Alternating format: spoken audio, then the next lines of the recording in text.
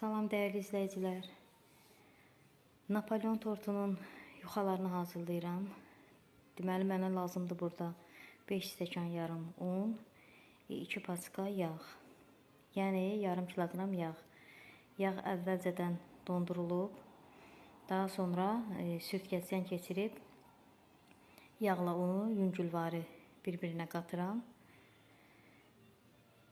1 ədəd yumurta, 1 stəkan soyuq su, 1 xörək qaşığı sirkə və biraz duz.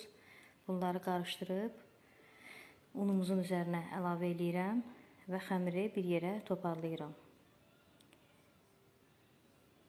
Deməli, bu xəmiri normal xəmir kimi yoğurmağa ehtiyac yoxdur. Sadəcə olaraq bir yerə toparlasanız yetərlidir. Xəmirimiz bu görkəmdə oldu. Yəni Napolyon xəmiri bu görkəmdə olmalıdır. Mən bu xəmiri 8 gündəyə ayırıb soyuducuda 2 saat gözlədirəm. Əziz xanımlar, siz tortu hansı ölçüdə istəsəniz hazırlaya bilərsiniz və həmən ölçüyə uyğun olaraq gündələrinizin sayını artırıb və yaxud azalda bilərsiniz. Mən burada 8 gündə eləmişəm. Siz məsəl üçün 7 gündə və yaxud 9 gündə də hazırlaya bilərsiniz.